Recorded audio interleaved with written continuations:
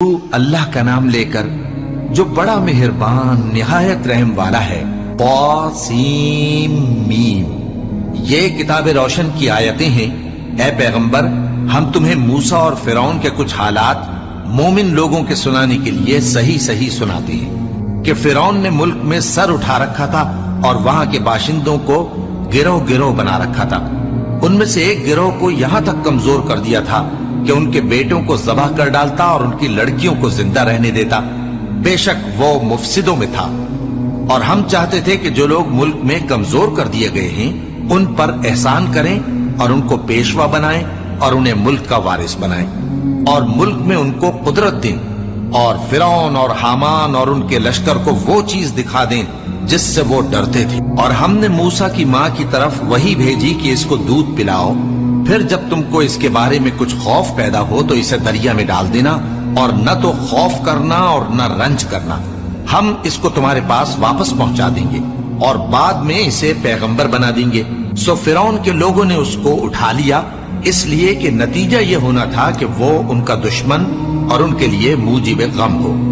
بے شک فرعون اور حامان اور ان کے لشکر غلطی پر تھے، اور فرعون کی بیوی نے کہا کہ یہ میری اور تمہاری دونوں کی آنکھوں کی ٹھنڈک ہے، اس کو قتل نہ کرنا، شاید یہ ہمیں فائدہ پہنچائے یا ہم اسے بیٹا بنا لیں۔ اور وہ انجام سے بے خبر تھے، اور موسیٰ کی ماں کا دل بے قرار ہو گیا۔ اگر ہم ان کے دل کو مضبوط نہ کر دیتے تو قریب تھا کہ وہ اس غم کو ظاہر کر دیتی۔ ہم چاہتے تھے کہ وہ مومنوں میں رہیں، اور والدہ موسیٰ نے اس کی بہن سے کہا کہ اس کے پیچھے پیچھے چلی جا، تو وہ اسے دور سے دیکھتی رہی، اور ان لوگوں کو کچھ خبر نہ تھی۔ اور ہم نے پہلے ہی سے اس پر دائیوں کے دودھ حرام کر دیے تھے۔ تو موسیٰ کی بہن نے کہا کہ میں تمہیں ایسے گھر والے بتاؤں کہ تمہارے لیے اس بچے کو پالیں اور اس کی خیرخواہی سے پرورش کریں۔ سو ہم نے اس طریق سے ان کو ان کی ماں کے پاس واپس پہنچا دیا تاکہ ان کی آنکھیں ٹھنڈی ہوں اور وہ غم نہ کھائیں، اور معلوم کر لیں کہ اللہ کا وعدہ سچا ہے، لیکن اکثر لوگ نہیں جانتے۔ اور جب موسیٰ جوانی کو پہنچے اور بھرپور جوان ہو گئے تو ہم نے ان کو حکمت اور علم عنایت کیا، اور ہم نیکوکاروں کو ایسا ہی بدلہ دیا کرتے ہیں۔ اور وہ ایسے وقت شہر میں داخل ہوئے کہ وہاں کے باشندے بے خبر ہو رہے تھے، تو دیکھا کہ وہاں دو شخص لڑ رہے تھے، ایک تو موسیٰ کی قوم کا ہے اور دوسرا ان کے دشمنوں میں سے۔ تو جو شخص ان کی قوم میں سے تھا اس نے دوسرے شخص کے مقابلے میں جو موسیٰ کے دشمنوں میں سے تھا مدد طلب کی، تو موسیٰ نے اس کو مکہ مارا اور اس کا کام تمام کر دیا۔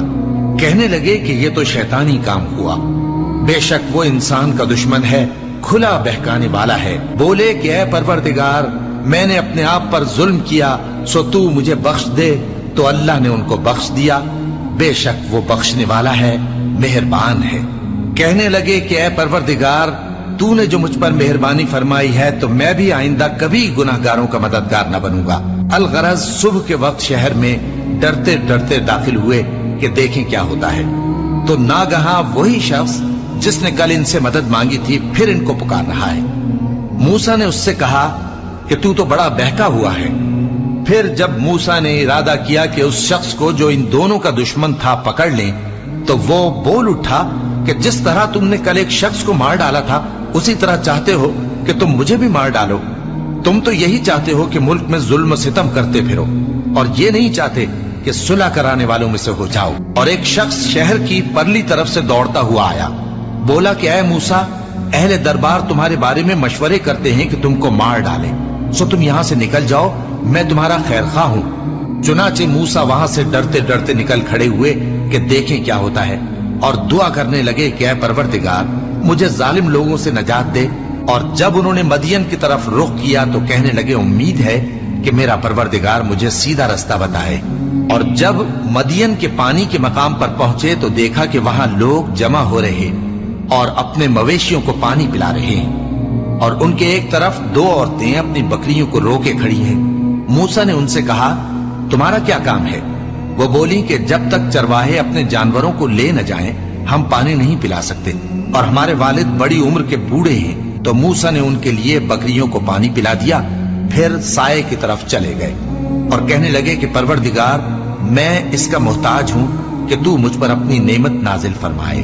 थोड़ी देर के बाद उनमें से एक औरत जो शर्माती और लिजाती चली आती थी मूसा के पास आई, कहने लगी कि तुमको मेरे वालिद बुलाते हैं कि तुमने जो हमारे लिए पानी पिलाया था उसकी तुमको उजरत दें। फिर जब वो उनके पास आए और उनसे अपना माजरा बयान किया तो उन्होंने कहा कि कुछ खौफ न करो, तुम जालिम लोगों से बच आए हो। एक लड़की बोली कि अब्बा इनको नौकर रख लीजिए, क्योंकि बेहतरीन नौकर जो आप रखें वो है जो तवाना हो, अमानतदार हो।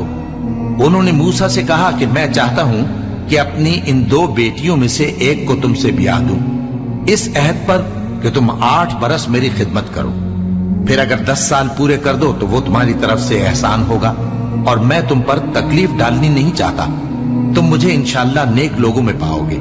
मूसा ने कहा कि मुझ में और आप में ये अहद पुख्ता हुआ, मैं जो मुद्दत चाहूं पूरी कर दूं, फिर मुझ पर कोई ज्यादती न हो, और हम जो मुआहिदा करते हैं अल्लाह उस पर गवाह है।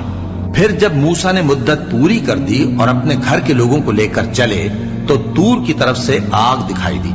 वो अपने घर वालों से कहने लगे कि तुम यहाँ ठहरो, मुझे आग नजर आई है, शायद मैं वहां से रास्ते का कुछ पता लाऊं या आग का अंगारा ले आऊं ताकि तुम आग तापो। सो जब उसके पास पहुंचे तो मैदान के दाएं किनारे से एक मुबारक जगह में एक दरख्त में से आवाज आई कि ऐ मूसा, ये मैं हूं अल्लाह, तमाम जहानों का परवरदिगार, और ये कि अपनी लाठी डाल दो। सो जब उन्होंने देखा कि वो हरकत कर रही है गोया सांप है, तो पीठ फेर कर चल दिए और पीछे मुड़कर भी न देखा। फरमाया, मूसा आगे आओ और डरो मत, तुम अमन पाने वालों में हो। अपना हाथ गरीबान में डालो तो बगैर किसी ऐब के सफेद रोशन होकर निकल आएगा, और खौफ दूर करने की गरज से अपने बाजू को अपनी तरफ यानी सीने से मिला लो।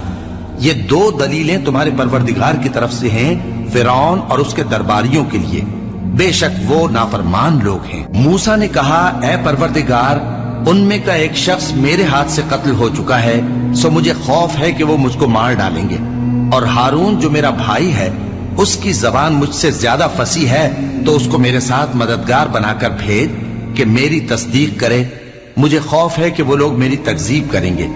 फरमाया, हम तुम्हारे भाई के जरिए तुम्हारे बाजू को मजबूत करेंगे और तुम दोनों को गलबा देंगे, तो हमारी निशानियों के सबब वो तुम तक पहुंच न सकेंगे।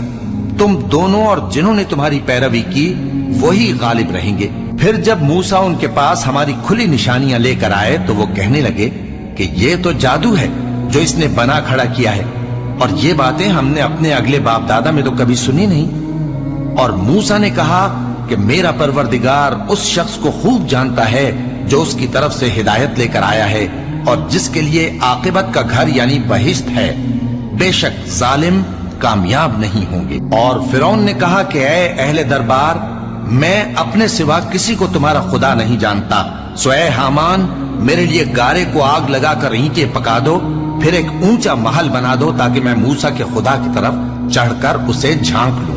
और मैं तो उसे झूठा समझता हूं, और वो और उसके लश्कर मुल्क में नाहक मगरूर हो रहे थे और ख्याल करते थे कि वो हमारी तरफ लौट कर नहीं आएंगे। तो हमने उसे और उसके लश्करों को पकड़ लिया, आखिर हमने उन्हें समंदर में फेंक दिया। सो देख लो कि जालिमों का कैसा अंजाम हुआ। और हमने उनको पेशवा बनाया था, वो लोगों को दोज़ख की तरफ बुलाते थे, और क़यामत के दिन उनकी मदद नहीं की जाएगी, और इस दुनिया में हमने उनके पीछे लानत लगा दी, और वो क़यामत के रोज भी बदहालों में होंगे। और हमने पहली उम्मतों के हलाक करने के बाद मूसा को किताब दी जो लोगों के लिए बसीरत और हिदायत और रहमत है, ताकि वो नसीहत हासिल करें।